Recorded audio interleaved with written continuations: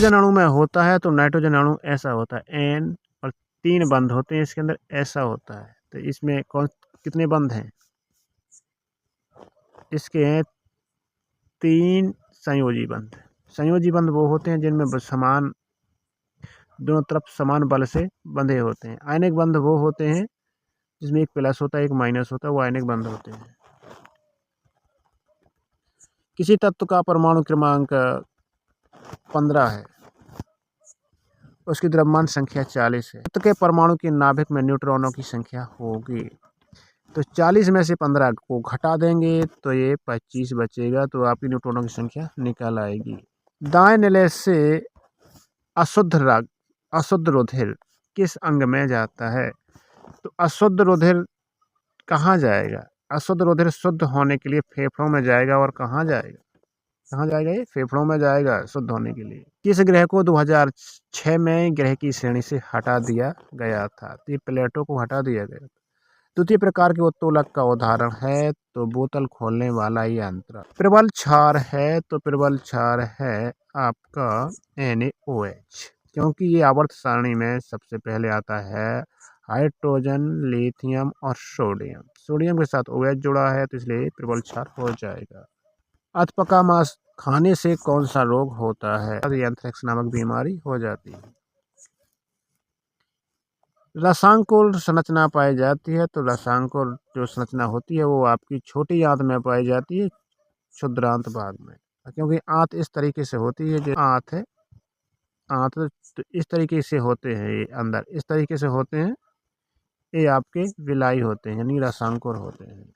सूर्य के प्रकाश को पृथ्वी तक आने में कितना समय लगता है? तो 8 मिनट लगता है पूरा। जब पृथ्वी की उपछाया से होकर चंद्रमा गुजरता है तब इसे कहते हैं खंड चंद्र ग्रहण। भारत के पहले अंतरिक्ष यात्री कौन थे? तो वे राकेश शर्मा। सूर्य का सबसे निकटतम ग्रह कौन सा है? तो यह बुध। सूर्य का सबसे दूरस्थ ग्रह कौन सा है? तो यह है आपका वरुण। बालुई दोमट मिट्टी में रेत की मात्रा कितनी होती है? तो रेत होती है बालुई मिट्टी में सबसे ज़्यादा रेत ही होती है, 60 से 80%। नियमित खाद के प्रयोग से होती है तो ये होती है उपज की वृद्धि। खाद का प्रयोग होंगे तो उपज तो होगी। कंपोस्ट खाद बनाई जाती है तो ये बनाई जाती है गोबर से भी और कूड़ा कचरा से भी, यानी कि नाइट्रोजन उर्वरक से पौधे बढ़ते हैं तो अति शीघ्र गति से बढ़ते हैं नाइट्रोजन खाद देने से। कीटनाशक दवाओं के प्रयोग से क्या वृद्धि होती है? तो रोगाणु प्रतिरोधक क्षमता विकसित होती है।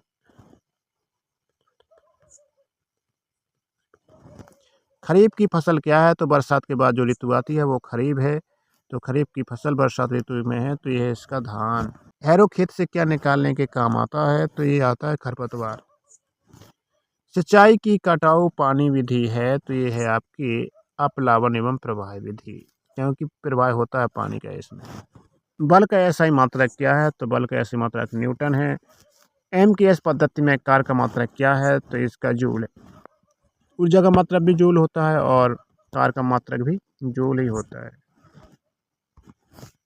किसी वस्तु में गति के कारण कार्य करने की क्षमता को क्या कहते हैं? तो गति के कारण जो कार्य किया जाता है वो गतिज ऊर्जा होती है, क्षमता उसकी। चिमटा काहे का उदाहरण है? तो चिमटा तृतीय श्रेणी के उत्तोलक का उदाहरण है और द्वितीय श्रेणी के उत्तोलक का उदाहरण है सर्वता। प्रथम श्रेणी के उत्तोलक का उदाहरण है कैंची। पुनः प्राप्त करने वाली नवीनीकरण ऊर्जा का क्या स्रोत है? तो इसका स्रोत है ज्वार भाटा की ऊर्जा। इसे पुनः प्राप्त नवीनीकरण स्रोत है। पुनः प्राप्त न होने वाली ऊर्जा का स्रोत है क्या? ये है कोयले की ऊर्जा, क्योंकि कोयला हमारी पृथ्वी पर खत्म हो रहा है, इसे दोबारा बनाया नहीं जा सकता, इसलिए अनवीनीकरण स्रोत कहलाता है। ऐसे स्रोत, ऐसे ईंधन जिन्हें पुनः बनाया नहीं जा सकता है वो अनवीनीकरण है, और जिन्हें बनाया जा सकता है वो नवीनीकरण है। जो सौर ऊर्जा है इसमें ये नवीनीकरण स्रोत है, और बहते हुए पानी की ऊर्जा ये नवीनीकरण स्रोत है, और पानी की पवन ऊर्जा ये नवीनीकरण स्रोत है। और इसमें कोयला है, प्राकृतिक गैस है और पेट्रोल है, ये सब अनवीनीकरण स्रोत है। सौर ऊर्जा को सीधी विद्युत ऊर्जा में बदला जा सकता है तो ये सौर सेल द्वारा। MKS पद्धति क्या है? तो MKS पद्धति में मीटर, किलोग्राम और सेकंड। ऊर्जा का मात्रक पूछा है तो ऊर्जा का मात्रक है जूल MKS पद्धति में। यांत्रिक ऊर्जा कितने प्रकार की होती है? तो यांत्रिक ऊर्जा 2 प्रकार की होती है। ऊर्जा का प्रमुख स्रोत क्या है? तो इससे ऊर्जा का प्रमुख स्रोत सूर्य है। 1 जूल क्या होता है? तो ये 1 न्यूटन गुणे मीटर होता है। निम्न में से सरल मशीन कौन सी है? तो पहिया है भी है, घिरनी भी है, पेंच भी है, सभी सरल मशीन है। सीढ़ी किस प्रकार का उत्तोलक है? तो सीढ़ी तृतीय प्रकार का उत्तोलक है। सरल मशीन क्या है? तो सरल मशीन घिरनी है। कोशिका का भाग है? तो कोशिका का भाग है केंद्रक। जीवन का मूल आधार है? तो यह है उसका जीवद्रव। जीवद्रव भी जीवन का मूल आधार होता है। प्रकाश संश्लेषण की क्रिया में कौन कौन से आवश्यक तत्व होते हैं? तो कार्बन डाइऑक्साइड भी होती है और जल भी होता है, प्रकाश भी होता है, ये सभी होते हैं, और क्लोरोफिल भी होता है। तो ये सभी, यानी कि इसका दा उत्तर सही है। मानव के शरीर में कितनी अस्थियां पाई जाती हैं? तो मानव के शरीर में 206 अस्थियां पाई जाती हैं। श्वसन अंग कौन से होते हैं? तो ये फेफड़े होते हैं। दांतों के ऊपर चढ़े आवरण को क्या कहते हैं? तो ये इनेमल कहते हैं। दांतों के ऊपर जो आवरण चढ़ा होता है। दांतों का कार्य क्या है? तो दांतों का कार्य होता है भोजन को चबाना भी, फाड़ना भी, छोटे छोटे टुकड़े भी करना, ये सभी होते हैं। निम्नलिखित में से कौन सी मानवकृत आपदा नहीं है? तो ये भूकंप मानवकृत आपदा नहीं है। आमाशय में पाया जाने वाला एंजाइम कौन सा है? तो इसे है पेप्सिन। शर्करा का नियमन करने में कौन सा हार्मोन सहायता करता है? तो ये इंसुलिन। कैल्शियम तथा फास्फोरस के नियमन का कार्य कौन करता है? तो ये पैराथार्मोन करता है। जल में घुलनशील विटामिन कौन सा है? तो जल में जो घुलनशील विटामिन वो विटामिन बी है। दांतों की मजबूती के लिए क्या आवश्यक होता है? तो कैल्शियम आवश्यक होता है। पैकेट का दूध संरक्षित किया जाता है तो पाश्चरीकरण द्वारा। परमाणु का समस्त द्रव्यमान निहित होता है तो ये प्रोटॉन तथा न्यूट्रॉन। परमाणु के नाभिक में स्थित होते हैं तो इसके प्रोटॉन तथा न्यूट्रॉन। निष्क्रिय गैस के इलेक्ट्रॉनिक विन्यास, तो इसका हमने बता दिया था कि 10 हो जाता है। परमाणु द्रव्यमान का अंतरराष्ट्रीय मात्रक क्या है? तो इसका है कार्बन 12। कैल्शियम हाइड्रोक्साइड का सही सूत्र क्या है? तो CaOH का होल ट्वाइस। भौतिक परिवर्तन क्या है? पदार्थ के अणुओं में परिवर्तन नहीं होता है, ये भौतिक परिवर्तन है। निम्नलिखित में कौन सा रासायनिक परिवर्तन है? तो ऐसे कागज का जलना ही रासायनिक परिवर्तन है।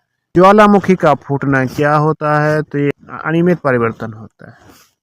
दिन रात क्यों होते हैं? तो दिन रात नियमित एवं प्राकृतिक परिवर्तन है दिन रात होना। आम्ल व क्षारों की प्रबलता निर्भर करती है तो उसकी आयनन की मात्रा पर। जितने जल्दी आयनन होगा, जितनी जल्दी जल में घुलेगा, वो अम्ल क्षार प्रबलता वही होती है, कितनी शक्ति है, कितनी जल्दी घोल देता है जल में। प्रबल अम्ल या क्षार वह है कि जो जल में सबसे अधिक आयनित हो। इलेक्ट्रॉन दाता और इलेक्ट्रॉन ग्राही पदार्थों के मध्य उपसे संयोजक बंध बनाने की प्रक्रिया क्या कहलाती है? तो ये आयनन कहलाती है, क्योंकि इलेक्ट्रॉन ग्रहण करता है और देता है तो ये आयनन क्रिया ही होती है। उदासीनीकरण क्या है? तो उदासीनीकरण में लवण तथा जल दोनों बनते हैं। जिन अम्लों में ऑक्सीजन तथा सल्फर नहीं होते हैं वे कहलाते हैं हाइड्राएसिड। जिन लवणों के जलीय विलयन एक ही प्रकार के धनायन और एक ही प्रकार के ऋण आयन देते हैं वे क्या कहलाते हैं? तो वे कहलाते हैं सामान्य लवण। सुनामी का निर्माण होता है तो जो सुनामी का निर्माण होता है वो होता है पृथ्वी की प्लेट खिसकने से। सुनामी का संबंध है पानी के अंदर उत्पन्न लहर से। चक्रवात का आकार होता है तो अंडाकार होता है।